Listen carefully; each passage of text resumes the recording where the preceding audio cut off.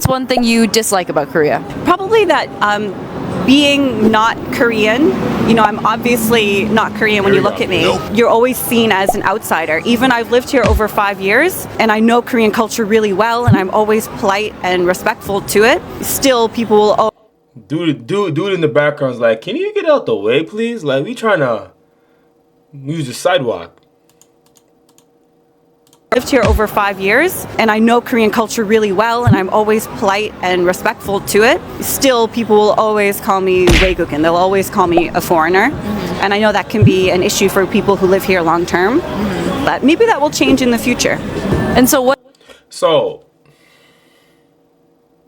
5 years. 5 years is a good amount of time. I lived in Korea for well over a decade, going on a decade and a half. And is she correct? She's absolutely correct. You will forever be the 외국인 in Korea. No matter how well you speak Korean, no matter how well you know the culture, you will be the 외국인. And let me give you my perspective about that. It's fantastic. Lean into it. I don't know why foreigners fight this. Don't fight it. Lean into it. Because you do not want to be treated as a 100% Korean person living in Korea. Living in Korea as for Koreans, that's not easy, man. This culture it's a fantastic culture, but it's very intense. And it's not, we weren't born in it. We were not born in it at all. There's so many more benefits and advantages of being a foreigner in Korea that foreigners just overlook. And it's not only her. I'm not trying to get at her. I hear it all the time. But there's so much more benefits and there's so much more positives being a foreigner as opposed to being a Korean. Be the 외국인. Lean into it. What's one thing that you love about Korea? One more thing before she goes to the positive. I want to hear the positive. I can hear the Koreans now, and they have a point. If I was a Korean guy, I would feel a way if a guy who looks like me, who came from Canada or America or wherever, and was considered a 100% Korean and never did no army. I would be pissed.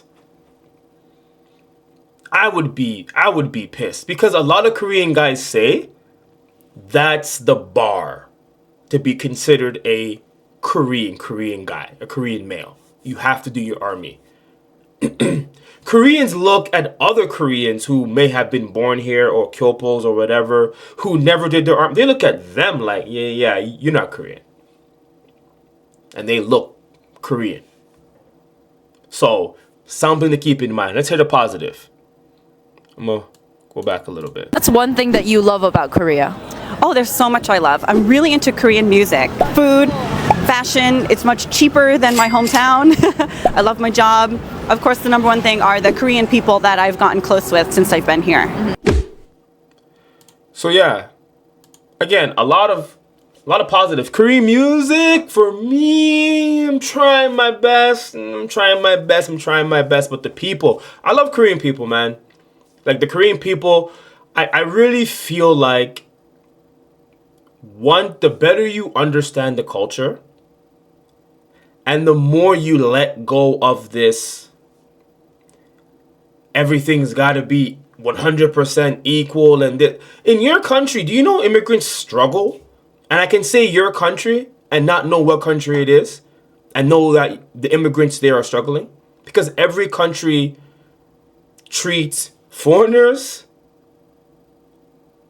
and the local people differently. Do some have a little bit, not little bit, or do some treat them some better than others? For sure.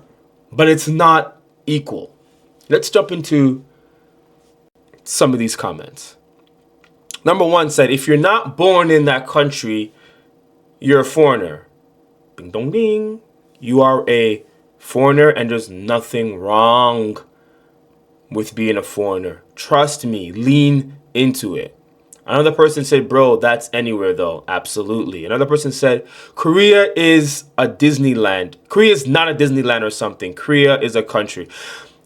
But yeah, but stop trying to throw some hate on her too. You know what I mean? That's not cool. Let's do one more comment. It is, honestly, the loneliness of being an outsider in Korea is harsh. And here is what I want to tell people. It's a mentality thing.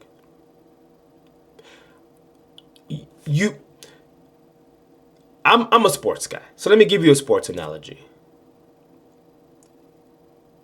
If Korea is a basketball team, you're not going to be the LeBron James.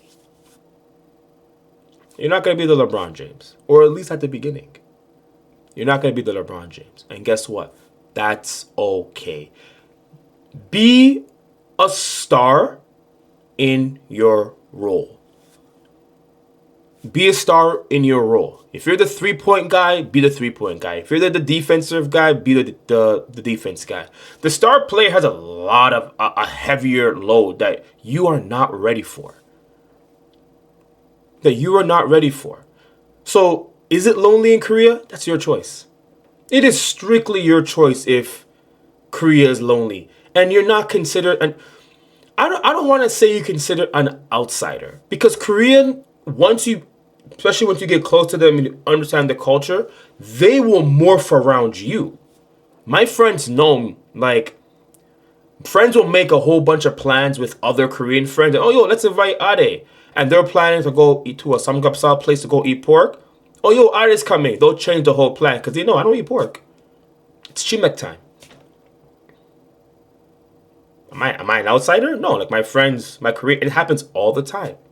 My Korean friends are now trying to adjust for me. One last story before I go, because I find this one hilarious. This is when I first came to Korea. I taught at the elementary school. We had Hweshik. I'll never forget it. It was in Gwangali at a huge hwejik. By the way, if you don't know what it was an outing, a work outing, and it was at the beginning of the year, so all the teachers were there. We had a brand new principal. So we're all in this hwejip. Hwe is raw fish. I don't eat raw fish, bro. As my mom said, like Jamaican, we don't eat nothing if it don't cook or fry. Raw fish, no sushi, I don't do that. Look at me any way you want to. Get me in the comments, no problem. I don't eat raw fish. So I'm there just faking. Fake eating with my chop. Just fake eating the decoration. So obviously my hyungnim, right? Ade, you don't eat? Right? So I'm like, no, I'm eating, right? So everyone's watching me. So I'm now, shit. Picked up a piece of raw fish and I'm eating it, and I'm like, literally, I couldn't even chew. I just swallowed it like a pill, like a huge Tylenol pill. I just swallowed it. And my hyungnim looks at me and he's like, remember, we're at the Hue restaurant. He looks at me and he's like, I order you chicken. And I thought he was kind of joking or whatever, but he was serious. He looked at one of the female teachers, because you know how Korea is, right? So they start talking. And I kid you not, 25 minutes later, at the fish restaurant, the chicken delivery guy came in the restaurant with the chicken. With the chicken in the in the fish restaurant. Now that's me with all this chicken at a table with 3 other teachers. I'm eating chicken and they're eating the raw fish. Then it took less than 5 minutes. All the other teachers started coming with their chopsticks, started eating the chicken. Yeah, this fish ain't that good. Yeah. Koreans love chicken. I don't know why this whole thing about black people and chicken. Koreans love chicken. Anyways, that's my story. Because Koreans will adjust to you. And because if I was Korean and I don't eat raw fish, they wouldn't even care. Because I was the foreigner, they took the time and it was so caring. I that's one thing I love about Korean people. Let me know your thoughts down below. As always, I linked the original creator.